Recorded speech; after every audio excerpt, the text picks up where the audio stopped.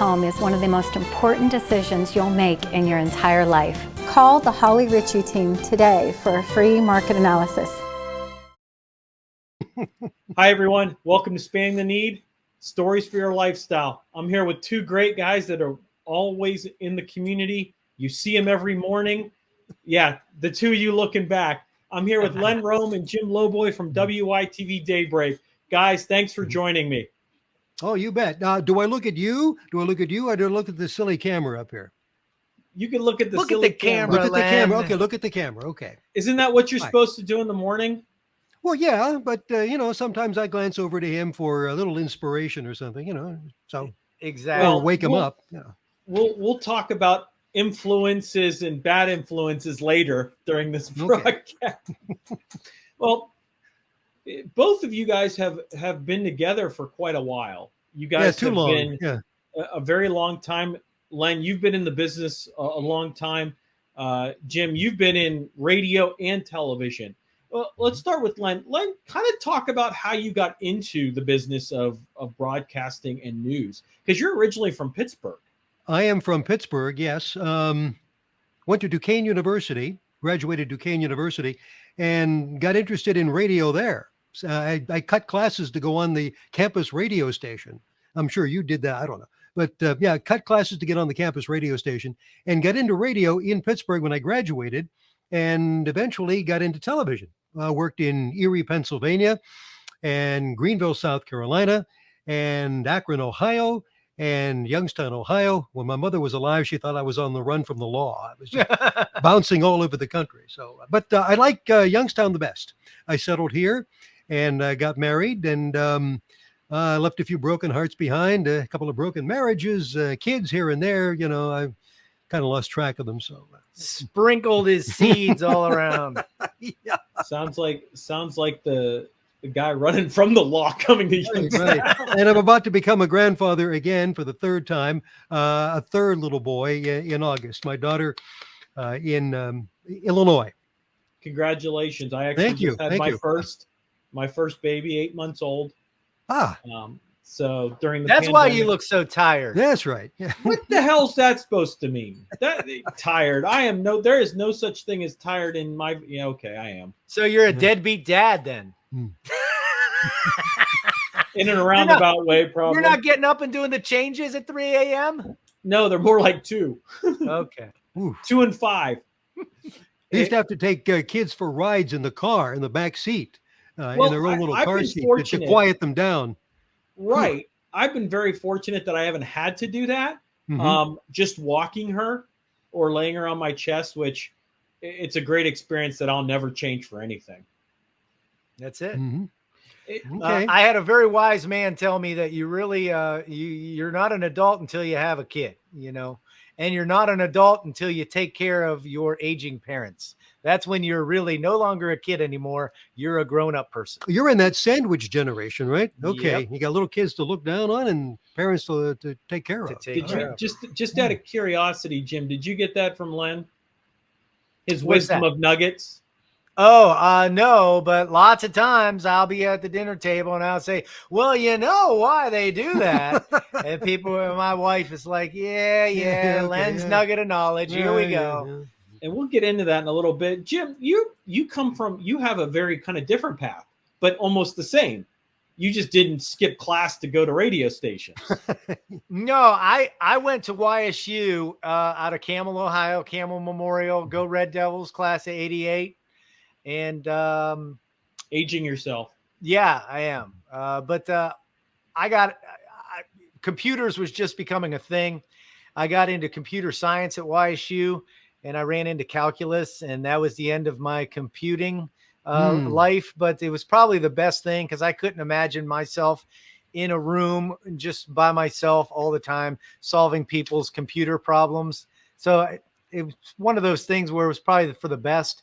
But I noticed looking at the syllabus of YSU, television and radio, I didn't even know they had this, because I always wanted to be an actor. And I had a teacher actually in high school, and she will go unnamed. She said, that's not really a realistic career path.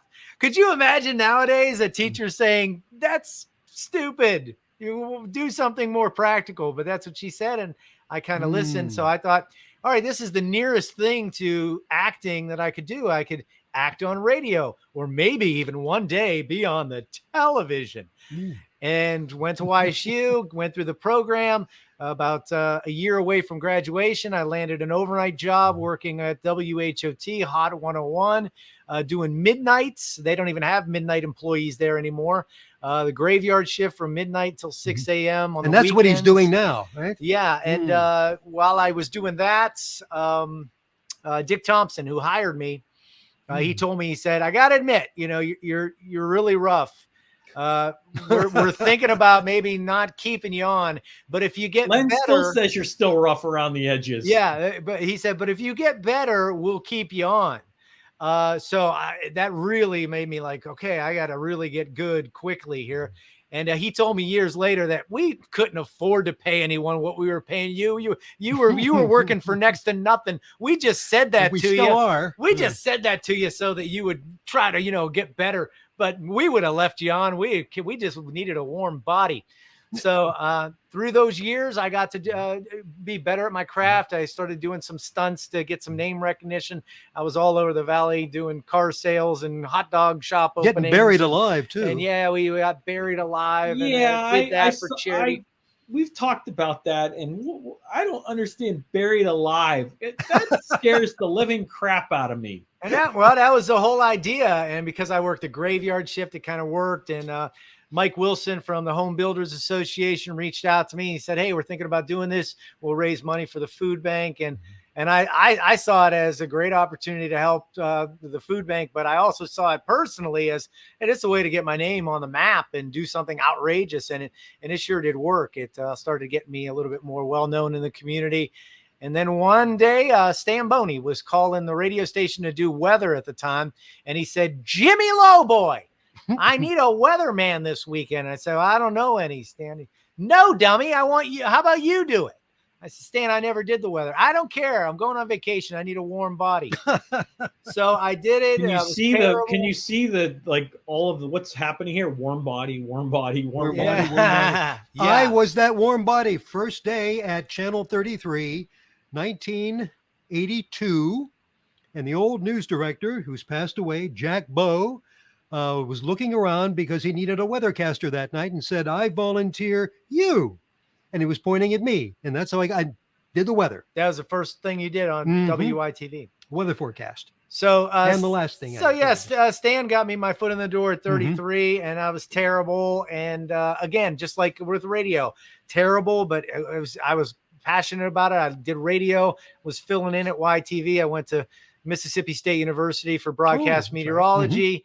And then finally, years later, I landed the job on DayBreak on WYTV, working along Len Rome and Amy Radenovic at the time. That was, I think we go back to about 2005 or 2006? Yeah. That you joined DayBreak? May have even been in 2004. Wow. And the days when we were downtown in a downtown studio. Downtown Youngstown. I remember that. I thought that was pretty cool, in my opinion. Yeah, it was. We really did enjoy it. Yeah, it was looking out into these big picture windows onto basically empty streets. But the funny thing about that was, especially for him, he'd have to write the news and it'd be done like an hour before the show because he'd have to get all pretty, as pretty as he can be.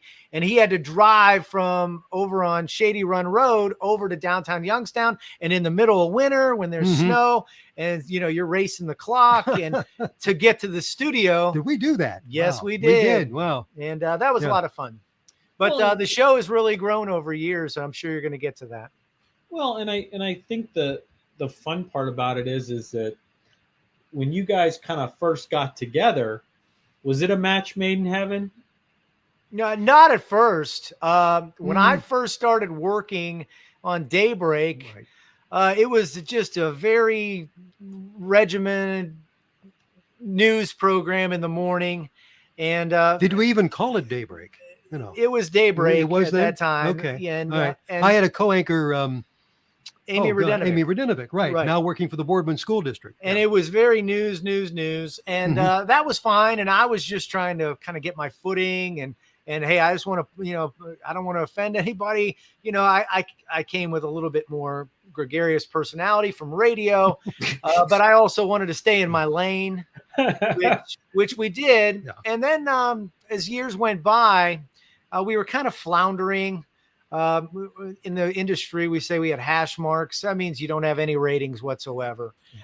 And it got to a point then Amy Radenovic left our station. Well, they put her on Channel 27. And she went to Channel 27, and it was just it was just me as a single anchor, and it was just Jimmy and me.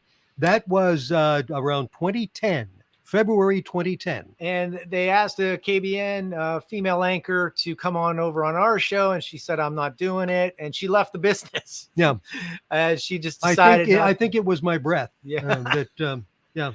Don't want to sit next to him. So here we are now. Yeah. It's Len Rome and Jim Loboy, and we're talking to each other, and we're like, all right, there's no female anchor here, weathercaster, meteorologist. Mm-hmm. How the writing's on the wall. And we thought, okay, at any given moment now, they're going to pull the plug. Mm-hmm.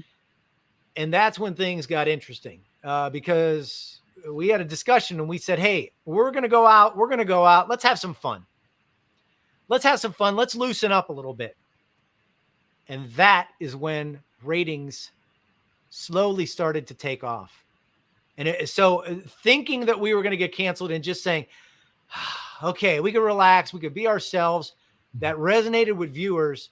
And that's what people to this day love about Daybreak is they can get the news anywhere. You can get it on you can get it on this, but you can't get someone that really, I like watching. I like the way they interact. They feel like they're part of the family. Those are some of the best compliments we get from our viewers that say it's kind of like a radio show. We have fun when there's opportunities to have fun. Mm-hmm. When there's news, we handle the news. When there's weather, we handle the weather. But when there's moments to be a little bit loose, be a little bit light, because remember, we're in the morning. We want to wake people up, not put them back to sleep. So and our director knew enough to keep both of our mics open, for example. So if I was doing a news story in a traditional newscast, the anchor reads the news and the weathercaster does the weather. But in our case, the director kept both of our mics open, and I would read a news story, and suddenly he'd be commenting on it. Or he'd be doing the weather, and I'd start to comment on what he was saying. And because of his radio background and ad lib ability, be able to think off the cuff, we were able to bounce back and forth. Mm-hmm. And every now and then it would be just magic. Like he would have this extremely difficult name to say. Oh, yes. He'd have this terribly difficult name to say. And I know all night he practiced saying that name. So I would wait for him to say the name and he'd go a few sentences more. And I'd say, Len, I'm sorry. What was that guy's name again? I missed that. Who was that? And then Len was Johnny Jabalinsky. Well, I've been on your show. I've been on the show, gosh, plenty of times. I enjoy because I from what I get is everyone enjoyed when I was on the set because I'd always bring donuts and coffee. Right. We were very happy to see Anthony. Yes. That's about the only time because they'd say, "Oh, Anthony's coming up. I don't have to eat or get coffee in the morning." Right. And it would just be a fun atmosphere no matter what station I was on. Because it was your station, WKBN, or anything like that. And what I have to ask is, how bad of an influence, Len, is Jimmy really when you guys first started? Not bad. Like I said, I stayed in my lane. Yeah, you got to understand something. You know, Stan Boney got me my break in television. But Len Rome molded me into a television personality. He showed me the right way to do it. There is no better writer in the Valley, bar none. At any of the stations, this guy could take a script that's this long and convoluted and all kind of confusion and make it this long and make it so that you understand it. And I've watched him and I've seen him just react to breaking news, and he just doesn't miss a beat. He's a consummate professional, and I wanted to impress him. Remember, I was 18, 19 years old watching him do the news on Channel 33 in the 6 and the 11 o'clock news. little did I know years later I'd actually be sharing a news set with him. That was something a kid from Camel could never even wrap his head around. Incomprehensible. So the last thing I wanted to do was come in and shake things up. Now I wanted to win very, very badly. I wanted to win. I wanted to make, hey, if I'm going to do this, then I want to take this show and I want to prove that I can contribute to taking us out of hash marks. And he had the presence of mind to know, hey, I'm starting to see people at Giant Eagle that are stopping me and saying, I loved when you guys did that.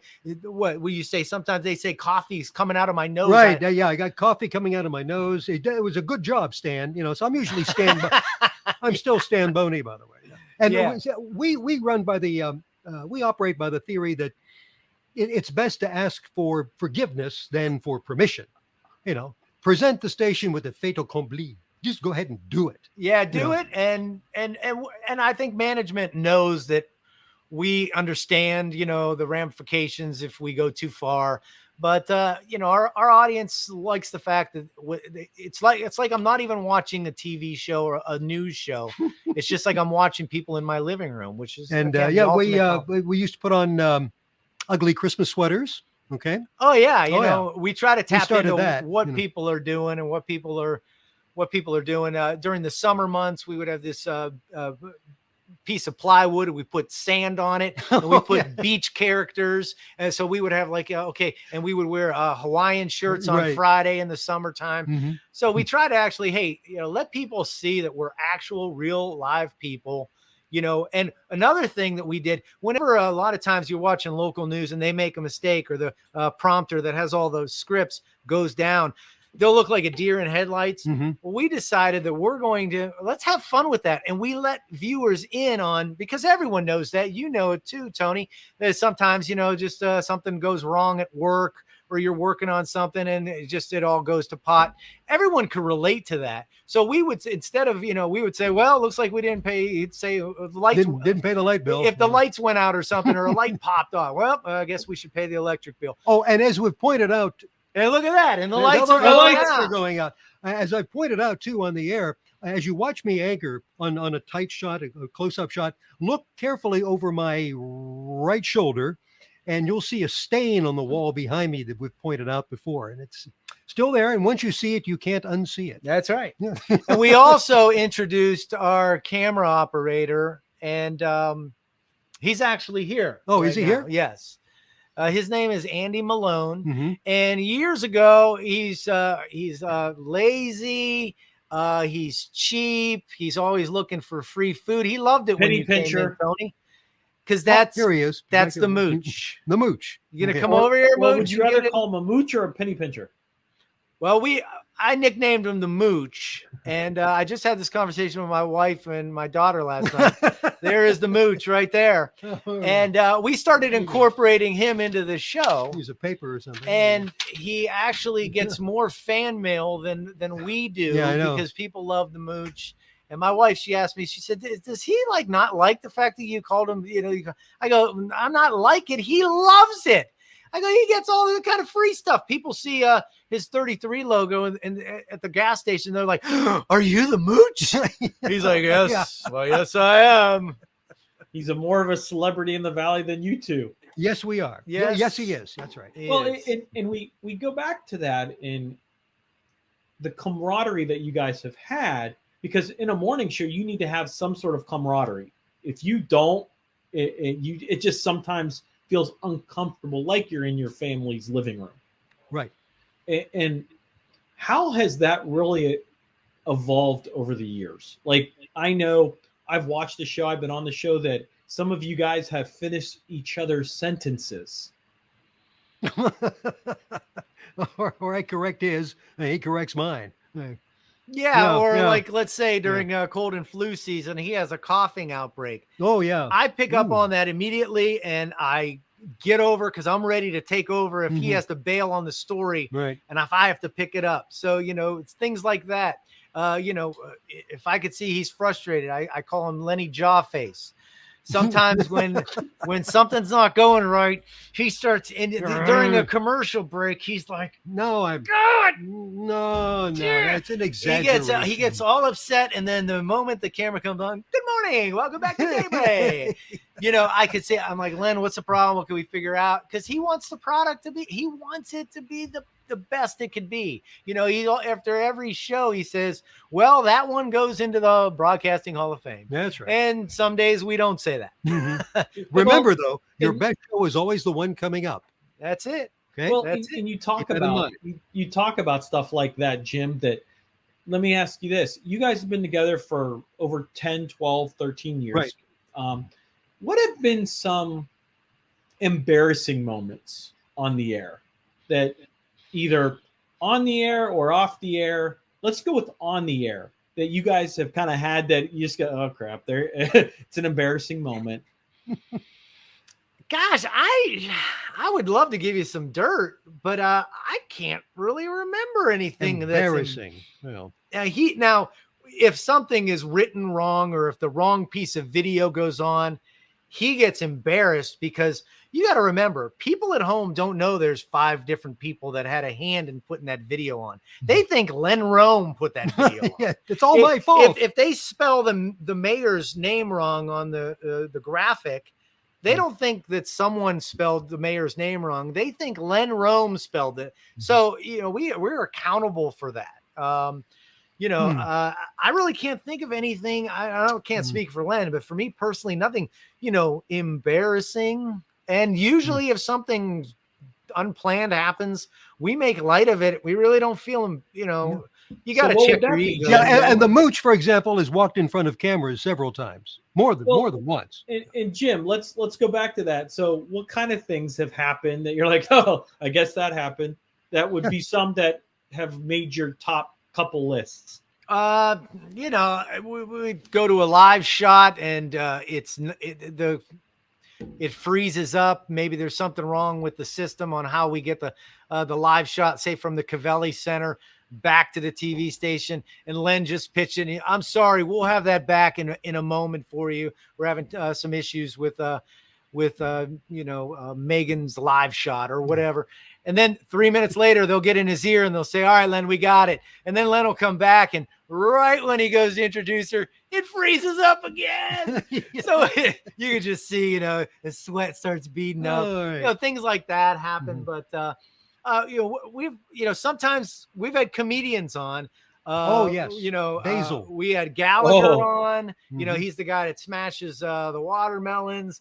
We have Basil on, and sometimes, Basil's real good. He knows that, you can't be using, blue language and things like that, but it's live television. So sometimes they're going down a path with the joke and you're just like tightening up like, oh man, so those are things that we sometimes have to deal with. But, and when we're interviewing someone, you never know what a live interview subject is going to say, and they don't know the rules, and they think, okay, it's like a big time TV and movies where they have a 5-second delay. Not so. Not here. No. Not here. Maybe a millisecond delay. Yeah, it goes into the ether and it's out on for everyone to enjoy. What about you, Len? Any moments that come to mind? Well, just like Jimmy mentioned, kind of like the little pinpricks here and there. Pitching a live that isn't there, pitching a live that's frozen, and suddenly, well, what's next? What do we do next? The cardinal rule in television, the 11th commandment is, thou shalt never surprise thine anchors, nor thy reporters. You're always supposed to know what's coming up next. And I think that's the scariest thing that would make me nervous out there, not knowing what's next. One of the, I would say the biggest things that I say we have for us is our radio background, because there are many times over the years where the show is over just about. We have 3 minutes left in the show. We're done with all news. We're done with all weather. Yeah, the producer may have mistimed a little bit, and we got a lot of time to fill. And 3 minutes is an eternity. 3 minutes is an eternity in live television. Yes. So because of our radio background, we almost see that as a challenge, and we get up for that moment. You're like, okay, you know, All right. you start thinking to yourself, what's coming up this weekend? I could pre-promote, or what story are we going to be pushing forward for the 6 o'clock news? You know, so that, I think that's one of the skills together we bring. And as you were saying, finish each other's sentences. You know, when we know we have 3 minutes left, and he knows that I'm going to do my best to give him as much information to fill that time. And then while I'm doing that, he's thinking about what he could say to fill a minute and a half. Yeah, I could compliment him. I could say, that's a nice suit you're wearing. Do you have one in your size? You know. Yeah. So, or something we like along to say the lines with our ballroom dancing. What's that? I said, say something about Len with ballroom dancing. Oh yeah, the old ballroom dancing. Oh yeah, the old traditional gag. We've got the running gag about Len. He has a pair of dancing shoes in his black sack in his car. He keeps it in the back seat of his car as it's like emergency dance shoes, because you never know when you're going to run into a dance. Right. So you're equipped right there. Yeah, you does he have any tools? Does he have a jack? No. Does he have a set of dance shoes? Yes. Well, and we've seen Len dance the night away at some of my charity events. Right. So, and he's the one that actually got me started in it. Yes. Yeah. That is Wait, true. what? Yeah, he smarted me. Yeah. I couldn't dance for anything. ABC's Dancing with the Stars came out years ago, and this is right when we thought we were going to be canceled at any given moment. And I said, hey, they're doing Dancing with the Stars. And at the time, Greta Mitterator worked for us. She is now Greta Sarna, married, and 2 kids, and she is out of the business right now. But I told Len, I said, how about this? How about we do Dancing with the DayBreak Stars instead of Dancing with the Stars? I said, you get a dance instructor, I'll get a dance instructor, Greta will get one. We'll learn a dance. We'll do the dance. We'll let viewers vote on who did the best. And he said, no, I don't have time for that frivolity. That's no, right. Thank you. I've got news to do. And I kept on him, and I kept on him, and I kept on him. And he learned. I said, okay. I said, all right. Found a passion. Now, how many ballroom dances do you know? I won. Yes. How many ballroom dances have you racked up now? Well, let's see. There's swing, East Coast and West Coast. There's a little nightclub 2-step. We can do the rumba. We can do the samba. We can do the cha-cha, a fairly good waltz, and a fairly good foxtrot. And he could even do the wobble baby. Oh, the wobble baby, wobble baby, wobble baby, wobble. And it's wobble, all baby, because wobble, baby, of wobble, baby, wobble. This guy. Right there. And I remind him of it all the time. You just wore him down. You probably caught him at a weak moment, Jim. Yes, I'll do it. All right. Get off my back. I'll do it. Yeah. Right. Well, and we talk about those moments that you have accumulated over the years. Len, is that kind of one of your best moments have you been in the business? To what? No, has that been one of your good moments on air? You're dancing or what memory would that be? That would be a good memory. The second time we did Dancing with the DayBreak Stars twice. And the second time I didn't win. Greta won. I did a waltz for my second dance. But my first dance though was swing. So that kind of won. People saw me swing for the first time. And they liked it, and I won that one. But the second contest, I did a waltz, and I guess people were expecting a little more excitement. So, but the waltz was good. Well, it's one of those things that's just like you watch it on TV, and they're just swinging around, but people don't realize is they're practicing like 8 hours a day. Right. They're practicing 8 hours a day, and they're doing a bit that lasts maybe 45 or 50 seconds. After that, it gets boring. There's a difference between something like Dancing with the DayBreak Stars, for example, in which you learn specific steps to a specific song, right? As opposed to learning social dancing that you can adapt, right? Like this is a dance that will fit this beat of music. And every time that beat of music comes up, no matter what the song is, you can dance to it. But the DayBreak thing we did and what you see on TV, that was difficult. That's difficult. That's planning specific moves to a certain beat, a certain song. It's choreographed. Exactly. It's right. It's like choreographed Well, movie. and Jim, sorry you didn't win. I won because we got to put it on the air. And we got so much. Winning and losing didn't matter to me. Of course, I played it up that I wanted to win, but we won no matter what because we got to show viewers we're real people. And it also helped some dance studios around town to get some new people that saw us do it and said, well, if those two guys with two left feet could do it, then we can do it. Right. So we won no matter what. The viewers had a chance to vote, you know. Yeah. Right. Well, and we look at those moments and Jim, is that one of your top moments?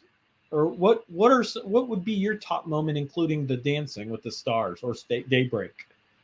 For Daybreak, probably boxing you was one of those fun things. You know, I got a chance. I mean, and you know it, Tony. We thought about it. We did a boxing event and where we got the headgear on and the gloves. Len was my cut guy. You know, thankfully he didn't have to, don't want to mess with the moneymaker, but you know it too, man. We thought it's like a Rocky movie. We're going to get in there and just be able to throw and throw and throw. And after about 30 seconds, you are more tired than you and exhausted than you've ever been in your life. You could barely even lift your arms. And For the record, I took it that I needed at least to get in shape. I think that was one of the big things I took away with my trainers, Tommy and those guys, which were great to us, helped us train and lights out. But they said, don't get in the ring unless you need to get in shape first. Did you get in shape? I was in relatively good shape. Yeah, but you didn't do anything special though.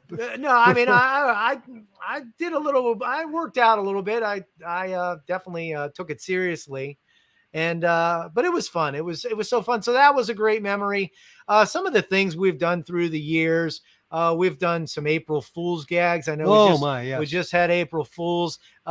We've done some gags in the past that poking fun with viewers and things like that. So those are great memories. Yeah, and the station's phones have lit up. Management saying, "What are those guys doing?" Yeah, our email is blowing up at the station. Yeah, we just on Halloween we go all out. We decorate. We really decorate the studio. Oh yeah. During Christmas time, we set actually a model train up for the Christmas season on the set. So those are some of the things that I just think it has some personality. Like I said, you can get the news anywhere, but personality driven television or radio, that's what people tune in for because they know they're going to get the news no matter what. But hey, those guys make me laugh. They make me smile. They give me a little motivation to get me out of bed. And we always say, Tony, the news out there is sad. If we don't laugh, we'll cry. So we got to find opportunities to bring some joy to people's lives. Because the news is pretty sad, unfortunately, lots of times. It's funny you say that because I've had Stan Boney on my show. I've had Kelly Stevens and AC McCullough from Hot 101, and I always like to ask, especially asked it with Kelly and AC, which they're the same as you guys. They've been together as a co-hosts for years, And I asked them, and I'm going to ask you guys this: is there any pet peeve of the other person that that you have? Pet peeves.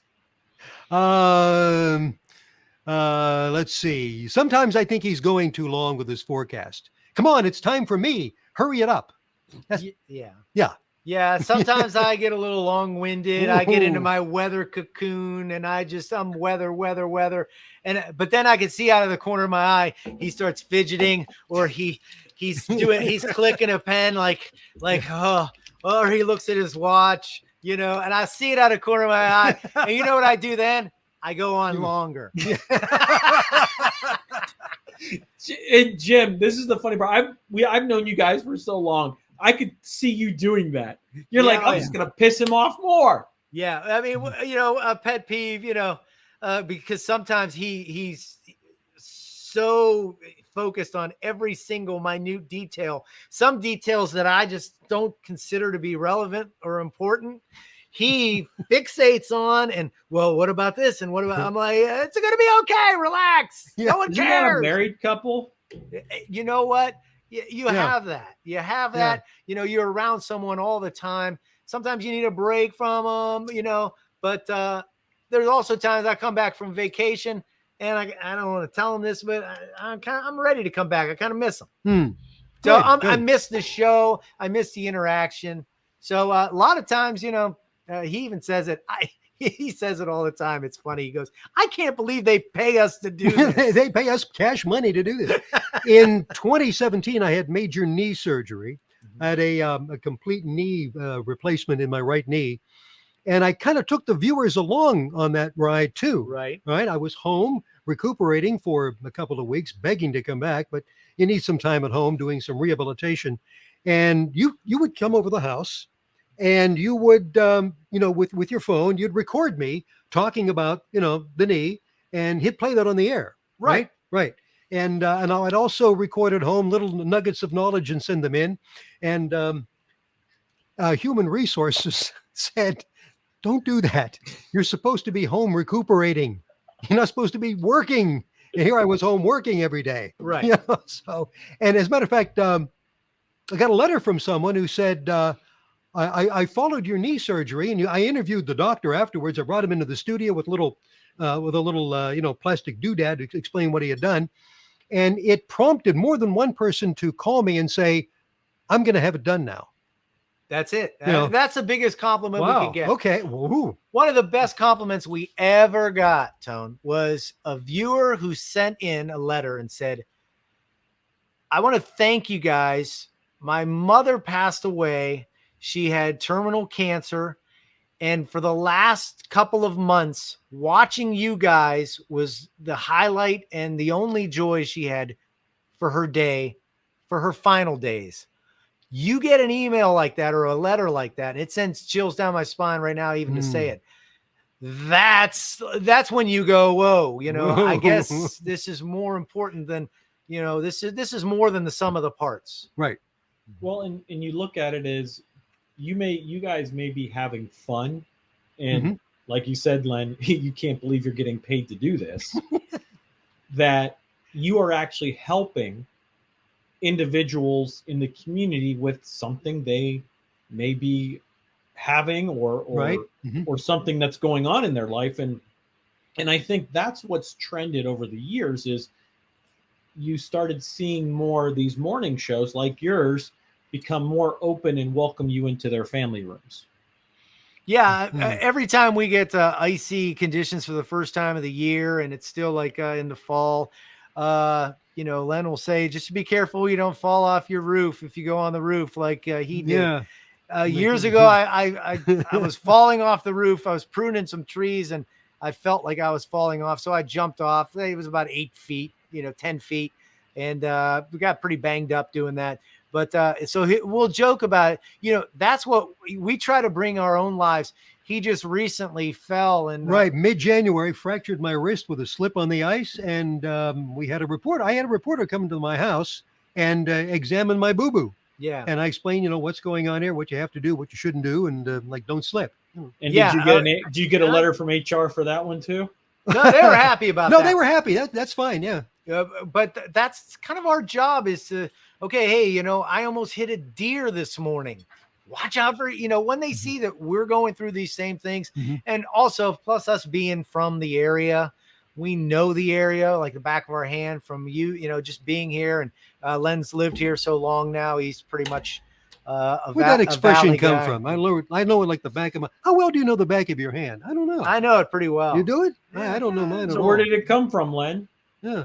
Oh, that'll be a next Nugget of Knowledge. That'll be that's we right. Can't have a conversation. I'll say something and he'll go, I wonder where we got that phrase from. And then 3 days later, it's a Nugget of Knowledge. Okay, I got a Nugget of Knowledge for you. Yes, sir. Just something I picked up over the years. You know how they got the saying red tape? Let's cut the red tape. Okay. Do you know how they got that? Offhand, no. So back when the Civil War was over, to get their money or their benefits, they had to go to Washington, D.C., where the veterans, I think it was the Veterans Building or somewhere in D.C., and, well, they go, they show their card. The people that were looking for their name to match had to go through binders taped with red tape, and they had to go through it. Their books were so old, they had to go through red tape. Guess Okay. what? He's going to steal that and give you no credit for it. That's right. And I will shamelessly steal anything from anybody. Yeah, that's right. hey, Tony, that brings up a good story, though. The Nugget of Knowledge. If we don't have the Nugget on, if Len's not at work, I do the Nugget because people just expect it. Right. It all came years ago. I went to church one Sunday, and who was it? It was Rocky Europoli, and he's passed away now. Mhm. But Rocky Europoli was the usher at church. He came up to me and he said, "Hey, that Len Rome, he's a pretty smart guy. You know, he's pretty knowledgeable." I said, "Yeah." I said, "You know, he's a big World War II buff. You know, he's big into military history and history in general. You know, he knows a lot of stuff." And I thought about it, and I thought we got to highlight Len's knowledge, and that's how the Nugget of Knowledge came up. And to this day, you know, That goes back. I think the first one's around 2010. Or so. It's must see TV. It's 10 after 6, Monday through Friday. You know, people say that, you know, they're late for work if they have to make sure they watch the Nugget. And we also, people are like, why don't you do it at 5:10? Because I got to be at work at 6:10. Yeah. You know, so. Well, do you remember what your first one was? No. Yeah, No, we've had that question, and we don't remember. No, I don't remember. No, but he remembers a lot of the ones that I did that I don't remember. Now, I've heard that before. Yeah, You've done that before. Yeah, he'll say, "Hey, have I ever done anything?" And by this time now, years of them, you know, he's pretty much tackled every urban legend and everything else out there. But they're always interesting, and it just adds to the morning program. Sometimes we just need a break from chaos, fires, homicides, you know, politics. We need a break. Yeah. Well, and we talk about kind of how you guys, each person that's in the business, from any news, has their own path. In a variety, Len, you had Stamboni bring you on, the news director at the time, I think, that they needed a warm body, and Jack and Bowe same needed a warm body. with Jim. If someone, as a lot of people say, "Hey, I'd love to be on TV," do you think it's hard to start in the business? Wow. I think that it is easier to get into the business, but it is you're going to have a sharper, a more steep learning curve because radio, unfortunately, because of automation, has cut back so much. Radio was a proving ground for me. Radio was instrumental in him getting into TV news. And it gives you the opportunity to learn how to tell a story without pictures. Then when you get pictures, you're even better. And it gives you that ad lib ability to where when they say, you know, the live shot's dead, we got 30 seconds to fill, Jim, go. I could just go. You wouldn't know anything was wrong.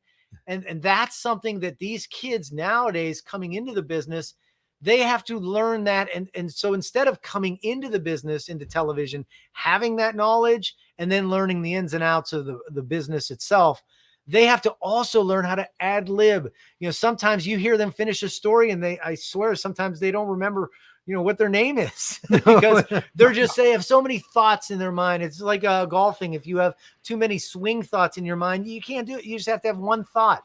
So those ad lib skills, I think, you know, Youngstown used to be a second market for your job climb into markets. Yeah, now it's the first. Now you know, it's just the first job right out of college, you know. So to anyone that's thinking about getting in this business, I would get in front of a camera or get in front of a mirror and just practice just talking and, you know, think of a topic or have someone fire a topic at you and talk for 35, 45 seconds, a minute. If you're getting into weather, you know, talk about weather and get that ad lib ability because, you know, that's the biggest problem I see with some of the younger people coming in. I remember sitting on the set of Channel 33 before we united with 27. It was down the hill on Shady Run Road. And it was an afternoon. I was doing the 6 and 11 p.m. anchor. And I would do a live update at around 4 o'clock. And I had a script ready for the major news stories of that night. And suddenly, about 10 seconds before I was due to go on, it was live, our news director, Tom Mock, opened up the door to the studio and said, "We've had an earthquake," and just closed the door. That's all. We've had an earthquake. And I remember looking at the floor director, and I said, "Tell the director, stay on me live, no tape, just me, go." And I said, "Well, we're getting reports into our newsroom a few minutes ago of an earthquake. We're trying to track down exactly where it happened. We've got a news crew right now on the way to Youngstown State University to talk to the geologist emeritus over there, Dr. Ann, what's her name?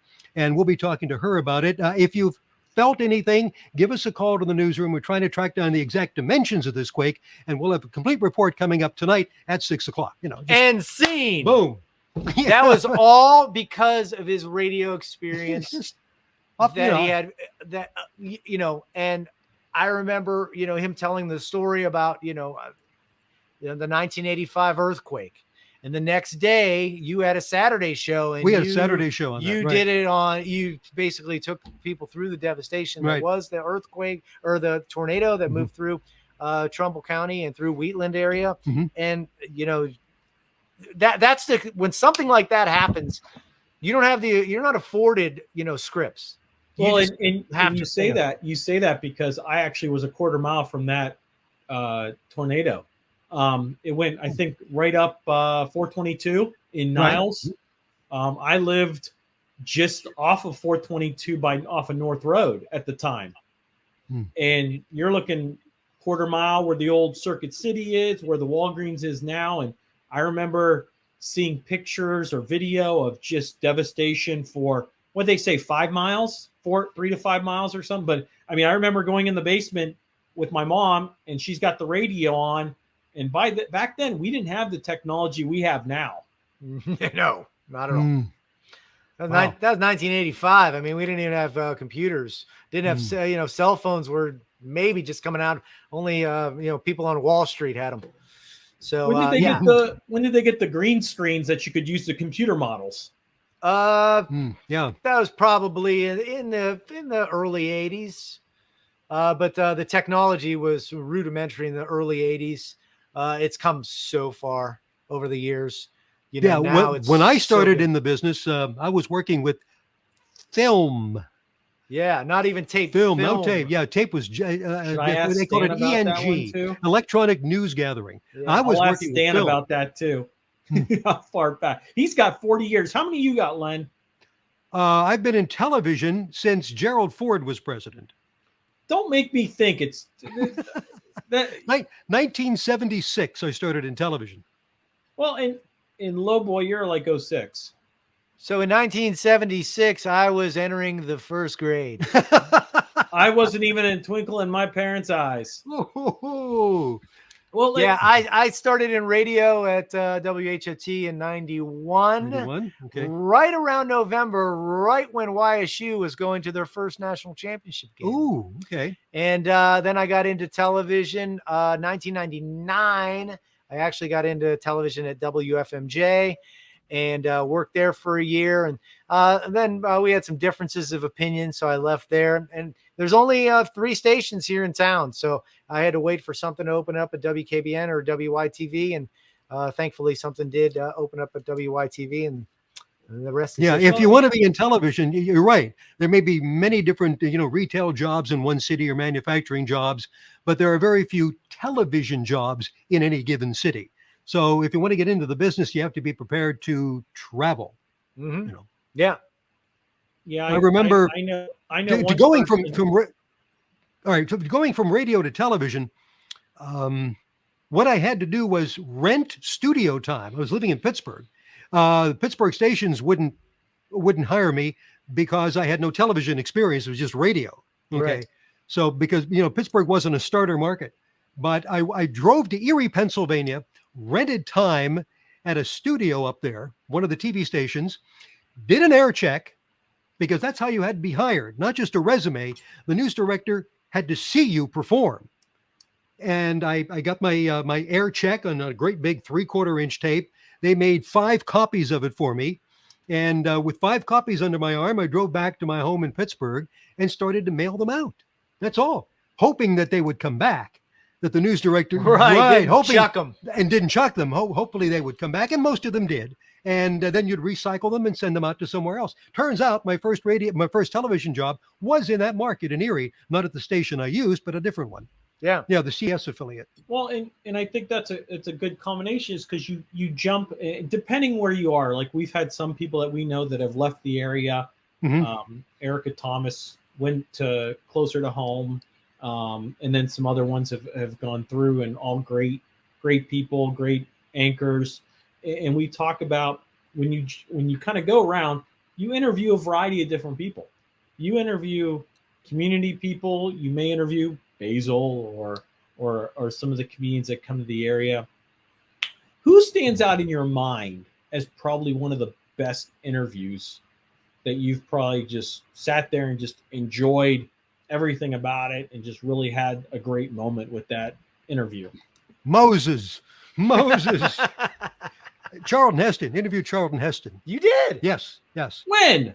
Well, not recently. Not recently. Before he died. Yeah, he was passing through Youngstown. Let's see. He was passing through Youngstown during one of the presidential seasons. So it might have been like 1992 or so. And interviewed Charlton Heston. Ron Ziegler, Richard Nixon's old press secretary. Okay. And the man who discovered the Titanic, Bob Ballard, one of my favorite interviews. I had him autograph his book for me. Oh, yeah. Nice. Yeah. What about you, Jimmy?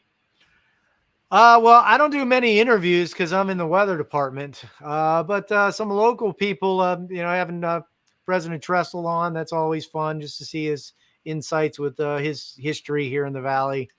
But that was one of the big ones for me, and you, of course, having you on, talking about all things with Hope Foundation. Right. It's been 15 years this year. Wow. I would make you a hometown hero, but we already did. No, I appreciate that. Yeah, Greg Goulas. What do you expect? Sneaking little. Yeah, Ed Camel boys. You got to watch them. Well, and we talk about kind of like, depending on where you are in your career, starting out, middle, or kind of going towards retirement, what would be kind of like your interview person that you would love to interview down the road during your career if you were to do that? Well, I wouldn't mind interviewing Donald Trump. I'd like to talk to him. Who else? What do you think, Jimmy? I would like to interview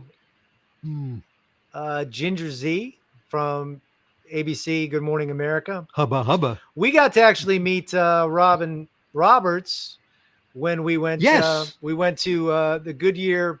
We went to Akron. Goodyear was putting a new blimp in service, and she got to break the champagne bottle over the new ship, the new airship. She was from Akron. They invited her back to her hometown. Yeah. Wasn't Robin Roberts and their crew at Youngstown State at one point for I think they were there or something, because I remember them having the morning show there. They may have, I think years ago, about a couple of campaigns ago, they did that train stop going through the campaign. And I think they were up in Trumbull County for that, I believe. But Robin Roberts' father or grandfather was a Tuskegee Airman.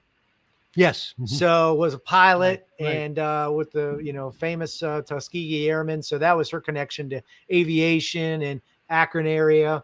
And so we got to meet her. But I would like to interview Ginger Z, because Ginger Z not only being a meteorologist and loving earth science, but also going through some different things with depression, and she's written books about it. So I would like to kind of have a few minutes to talk to her and ask her some questions.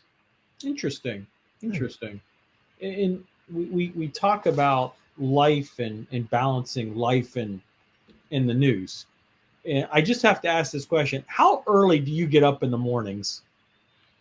Well, I get to work. I used to get to work at the same time he did, but now I get in a little later. So I get up around 3:30, get in the shower. I'm usually here by 4:30, and here till about 12:30, 1 o'clock. Now I get up at midnight. I'm here from 1 until 9 a.m. So A lot of people ask us, what do you guys get there so early for Len? And you got to remember the half hour, evening news, 6 and 11. That's, after commercials, 23 minutes. Right. Sports and weather takes up 7 minutes. Not much content that you need to get, but ours is a 2-hour program, and we try to put new things in all the time. Mm-hmm. So we're trying to, find as many new, different stories as possible. So, and we have to write it. Then we have to re-edit the video because the video maybe doesn't fit what we're saying now, or the details change. So there's a lot that goes into putting on any newscast, but especially a 2-hour one. So it's just not sit down and read. Oh, no. Everything Everything you hear me read, I've written myself. So, which is why if the computer goes down and there's no prompter, he could probably talk about it off the top of his head. Yeah. I'm old fashioned. I still have the paper scripts in front of me. Yeah. I don't trust those I have to ask newfangled this question. iPads, Len, do you even know what a cell phone is? Yes, I have a dumb phone. It's a flip phone. I open it up and I talk to people on it. And that's about it. We call those burner phones, Len. I know. Serves my purpose. Well, I appreciate you guys taking time. I hope people got to know you more and really enjoyed just kind of listening to the background of where you guys came from. Just have a great time with us and kind of educate our public even more from kind of behind the scenes that they may not see or may not know. I know, Jim, you did beat me up and win in the charity thing. Dude, I'm telling you, you broke one of my ribs. I couldn't breathe for like 3 weeks. Wow. I said, Tony Spano broke my rib. It's called hazard pay, right? Yeah. And a final thought to you watching, if you happen to see us on the street, we don't bite. Come up and say hi. That's fine. We see people, walk past us and kind of look at us and they'll some of them will gingerly walk up to us and say, you mind if I say hello?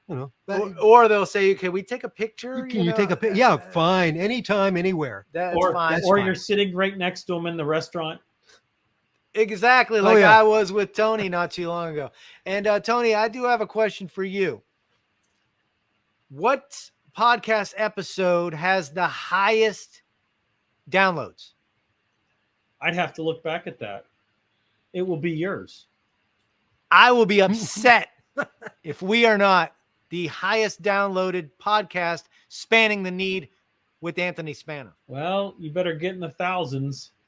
Okay. Remember, your best podcast is always the next one. Exactly. Well, I appreciate you guys taking time. And I've known you guys for a long time. It's great to see you guys. It's been a while with pandemic. Just one thing I did want to promote for you guys is you guys will be the MCs for a Youngstown Music Awards, right? Honoring Domino Taco. That's right. We're already getting our roasting zingers ready. Oh yeah. Well, I will be there, so no names thrown out here. Oh, I guess we're gonna have to get our joke writers to write some Spano material. Okay, very good. There is no material for me. Okay, all right. And you don't mind if I walk up to you and slap you, do you? Okay. Yeah, it'll be you smack, I go the real way. Okay. So when is that date and time for that show? That's coming up in April. April this month, April 22nd. It's a Sunday night, right? April 22nd from 5 until 7. Yes. Maronite Center? Yes. Yes. Okay. April 22nd, Sunday, 5 to 7, Maronite Center. Be there. It's going to be a lot of fun. And I'm glad you're going to be there as well. And get some dance lessons from Len while he's there. All right. My wife would tell me that, but I won't. So at the end of each show, I like to have some fun even more with my guests. I have some questions that I'd like to ask. You ready for some even more fun? Fire away. Okay. Best accomplishment. Working with him. Now remember, the answer can be personal or professional. In my opinion, there's no right or wrong answer. Well, personal, it's my daughter, that hands down. Professional, leaving a legacy of a commitment to helping everyone in the Valley and honoring my family name and making my family proud, and always doing the right thing, and being remembered for a couple years after I'm gone. It would be great. And for people to tell my daughter one day, I loved watching your father on TV. Be humble. Okay. Take a bucket of water, stir it up as much as you can, as fast as you can with your hand, pull out your fist, and you see the hole that's left. That's how people will remember you. You know, you're gone, you're gone. So that's it. And you mentioned your daughter. One thing I want to say, it's a message I have one daughter and two sons. One message I want my daughter to remember, that some men can always be trusted. Okay. Okay. I love that. All right. Sounds good. That obviously has some type of hidden meaning. Oh, Yes, it does. That'll be your nugget of knowledge. there you go. Best memory. Best memories. My daughter being born, without a doubt. I remember what sweatshirt I had, American Red Cross sweatshirt on, and I still have it to this day. I remember it like it was yesterday, even though it's 10 years ago. That was my best moment. Len? Yeah. Let's see. Well, ask me if I was nervous when I got married. Okay. Were you nervous? Yeah, every time. Yeah. Yeah. It never got easier, you know. So those were best moments, I think. Yeah. Okay. What's your best experience then? Best experience in my career is probably the year after the September 11th attacks, when we did a event to raise money for New York City firefighters and the police that lost so many of their fellow firefighters and police officers in September 11th, where we WHOT, we did a walk to remember, where I walked to New York City over a 2-week span, right around the Labor Day holiday. And just hearing so many people, just proud as we made our way into New York City and Ground Zero on September 11th for the first anniversary. It was a somber occasion, but it was humbling. Just all the people back home that donated, and we raised quite a bit of money. And that's something that definitely I'll look back on, and got a big box with all the memorabilia from that, and to explain it to my daughter when she gets a little older.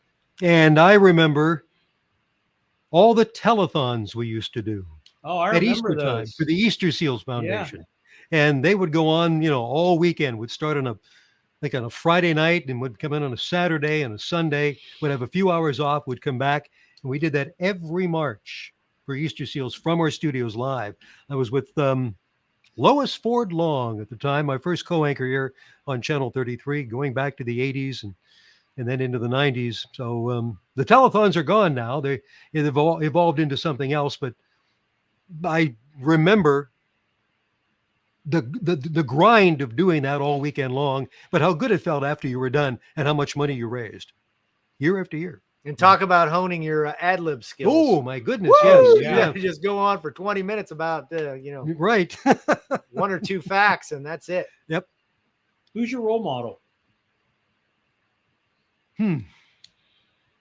My news role model is this guy. That's for certain. Like I said, I emulate his, just love how he writes, and it's so succinct and to the point. Not one word is wasted. And so I would have to say he's my role model as a television personality. My news, my role model for news would be the late David Brinkley, and the way he wrote, short and sharp and strong, and always understandable. Yeah, David Brinkley. Okay. Go on. Last question. If there was one person you'd want to meet, past or present, who would it be and why?